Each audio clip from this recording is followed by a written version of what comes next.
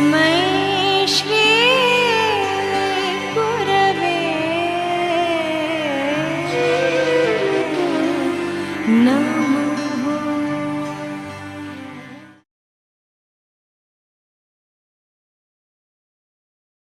गुरु महाराज अपनी सब अनन्य भक्तों और उन आत्माओं के साथ जो उनके नाम को प्राप्त हुए हैं, यहाँ उपस्थित हैं, उनको कोटि कोटि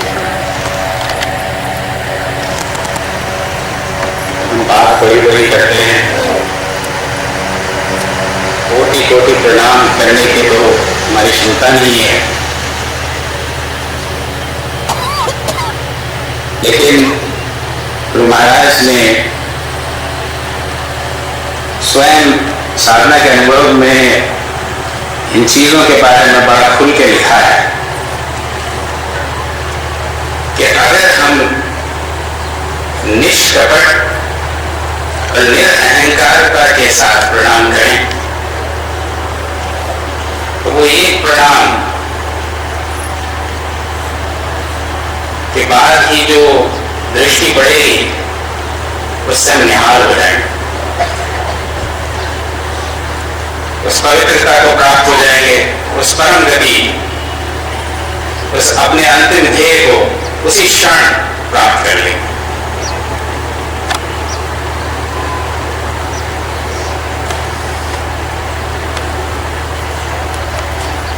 लेकिन इसमें ये दो शब्द लगे हुए हैं, निष्कपट और निरअहंकार का।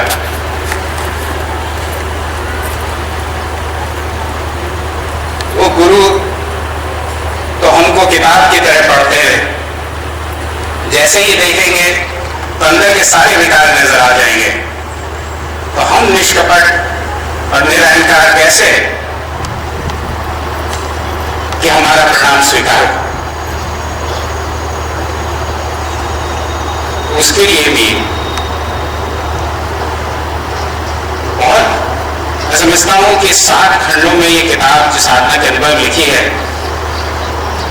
उसका एक एक पेज, एक एक लाइन ऐसी है कि आप किसी भी स्थिति में हो उसका कहीं ना कहीं जवाब इन्हीं पन्नों में मिल जाए। कहते हैं, संत तुलसीदास जी को कोट किया, श्री गुरु चरण सरोज रज, श्री गुरु चरण सरोज रज, निज मन मुकुर सुधारी। यानी अपने गुरु की उस चरण रज से, जो और कुछ नहीं, उस चैतन्य आत्मा, गुरु और कोई नहीं, साफ लिखा है, एकदम क्लियर किया है कि गुरु कोई शरीर नहीं है,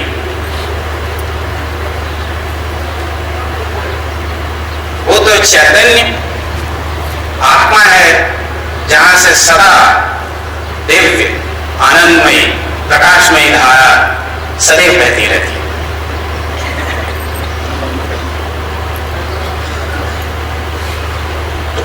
वो चरण रज है। पैर छू लेना गलत नहीं है, लेकिन पैर छूना स्थूल आंतरिक सत्संग, उस चरण रज यानी जो वो दिव्य प्रकाश में ये धार है, उससे अपने अंतर को कहते हैं कि निज मन मुकुर सुधारी, कि मैं अपने मन रूपी दर्पण को उससे मांझू, नित्य मांझू। तो क्या होगा कि मन के सारे विकार नष्ट हो जाएंगे, उस प्रकाश में सारा अंधकार दूर हो जाएगा, उस आत्मा में हम लय हो जाएंगे।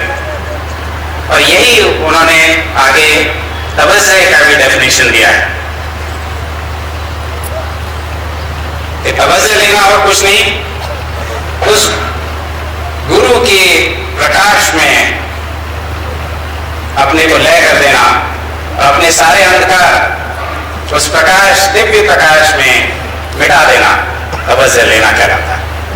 और यही आपने इन दिनों इस सत्संग की इस क्रिया की जो गुरु महाराज ने हमको दी है उसकी व्याख्या सुनी है। इस आधे पेज के अंदर गुरु महाराज ने उसको एकदम क्लियर किया।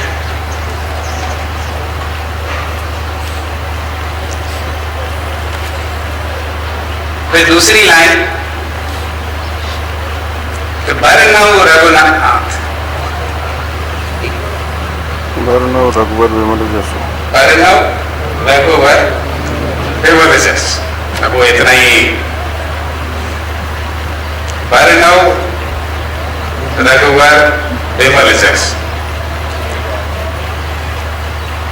क्योंकि वो पहली लाइन ही समझ में नहीं आई है तो दूसरी कहां से आएगी। जो दायक फल चाहे, तो बरनऊ रघुवर विमल जस, यानी श्री गुरु महाराज का जस गान वो तभी हो सकता है जब पहली लाइन पूरी हो जाए।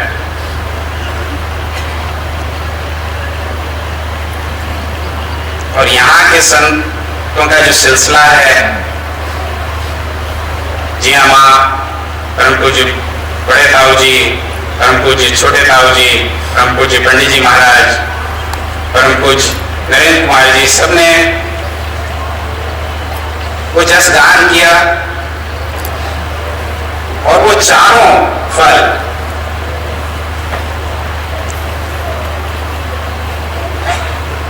धर्म, अर्थ, काम और मोक्ष सब प्राप्त किए।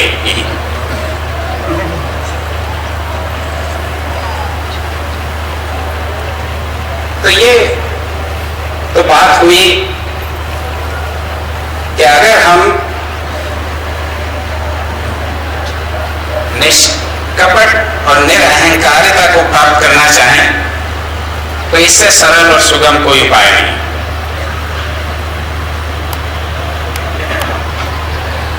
लेकिन जो लोग ऐसा नहीं कर पा रहे हैं, जो लोग इस सरल उपाय को भी अपने जीवन में नहीं उतार पा रहे हैं, तो उनका क्या है?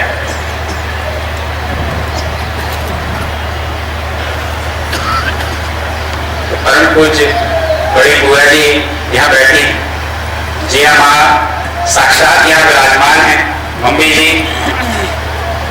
मां वात्सल्य से भरी, वो अगर हम उनके शरण में जाएं और उनसे कृपा की भीख मांगे तो बिना कुछ किए सब मिलता है। और ऐसा यहां होता आया है। अब मेरे को ये सब इतना आता नहीं, लेकिन फिर भी मैं इस मां की महिमा का वर्णन कुछ इस तरह से करना चाहूंगा कि या देवी सर्वभूतेषु मातृ रूपेण संस्थिता, नमस्तस्यै नमस्तस्यै नमस्तस्यै नमो नमः। उसकी भी उतनी ही वो भी कृपा करे तो निष्कपटता, निरंकारता जरूर हमें मिलेगी। कि कहते हैं, हे देवी, आप समस्त भूत प्राणियों में मां के स्वरूप में आप अवस्थित हैं। आपके व्याप मात स्वरूप को बारंबार प्रणाम है। हे मां, आप ही इस समस्त सृष्टि यानी इस परिवार का आधार।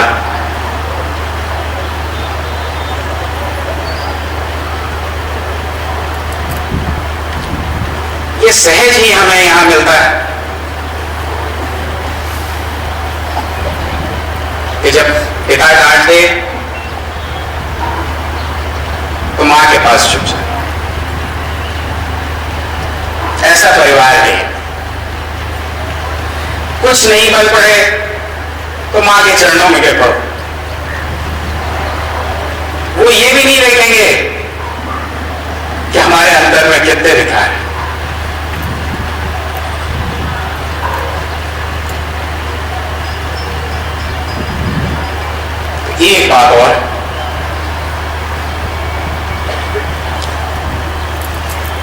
कहना आसान है निष्कपट निरहंकार,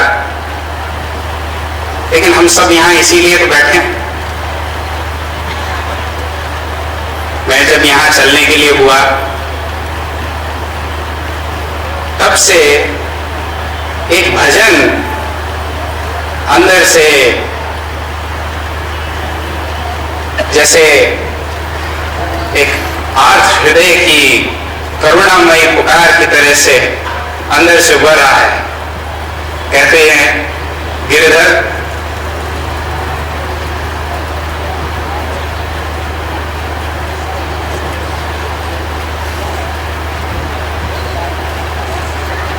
गिरधर चाकट मारे